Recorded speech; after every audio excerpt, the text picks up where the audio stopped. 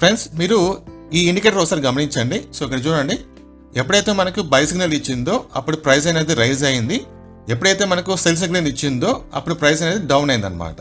ఓకేనా? సో మళ్ళీ by signal price rise అయ్యింది, సెల్ సిగ్నల్ ప్రైస్ డౌన్ అయింది, మళ్ళీ బై సిగ్నల్ ప్రైస్ రైజ్ అయ్యింది.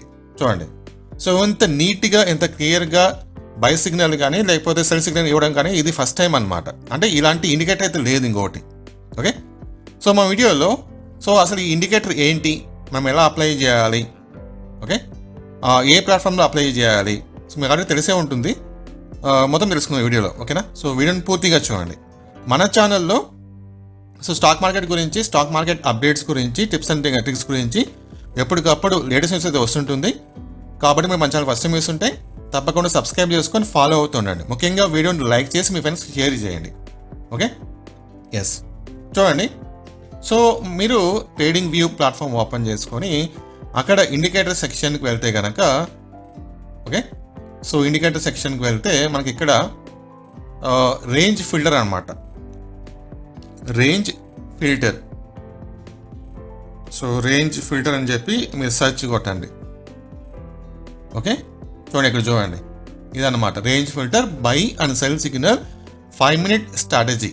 ఇది అప్లై చేసుకోండి. అప్లై చేసుకుంటే మీకు విధంగా కనిపిస్తుంది అనమాట. సో ఇమీడియట్గా మీకు ఎక్కడ బై చేయాలో ఎక్కడ సెల్ చేయాలో తెలిసిపోతుంది. ఓకేనా? చూడండి.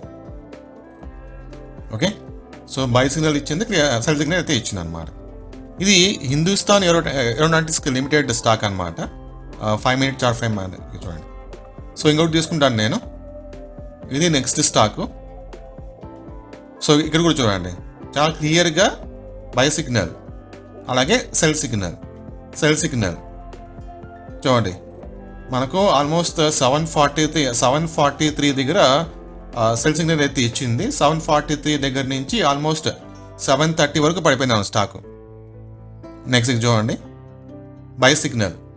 సో ఎప్పుడు వచ్చింది మనకు 732 రూపీస్ దగ్గర మనకు బై సిగ్నల్ చూపిస్తే ఎంత రైజ్ అయింది, 733 నుంచి ఆల్మోస్ట్ 733 నుంచి 758 వరకు రైజ్ అయింది అనమాట. ఓకేనా?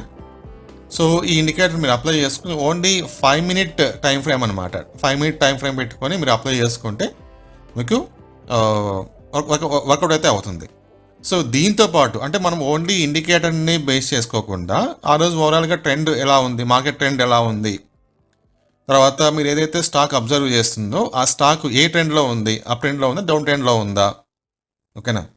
సో ఇవన్నీ మీరు అనలైజ్ చేసుకొని ట్రేడింగ్ ప్లాన్ అయితే చేసుకోవచ్చు. జస్ట్ ఓన్లీ ఒక ఇండికేటర్ పైన డిపెండ్ అవ్వద్దు. జస్ట్ మనకి ఈ ఇండికేటర్ ఏంటంటే మనకు ఒక హోప్ ఇస్తుంది అనమాట. ఓకే, ఇక్కడ మనం బై చేయొచ్చు అని చెప్పేసి. బై చేసే ముందు జస్ట్ మీరు అనలైజ్ చేసుకోండి. ప్రైస్ యాక్షన్ కావచ్చు, లేకపోతే ఓవరాల్ ట్రెండ్ మార్కెట్ ఎలా ఉందో అది కావచ్చు. తర్వాత ఈ పర్టికులర్ స్టాక్ అప్ ట్రెండ్లో ఉందా, డౌన్ ట్రెండ్లో ఉందా, అది మీరు గమనించుకోండి. తర్వాత MACD కూడా మీరు గమనించుకోవచ్చు. ఈ విధంగా రకరకాల ఉంటాయన్నమాట. ఇవన్నీ మీరు అనలైజ్ చేసుకొని డిసైడ్ చేసుకొని అప్పుడు మాత్రం బై కానీ లేకపోతే సెల్ కానీ చేసుకోండి. ఓకేనా? సో ఇది నా సజెషన్ అనమాట. ఓకేనా? Yes, thank you.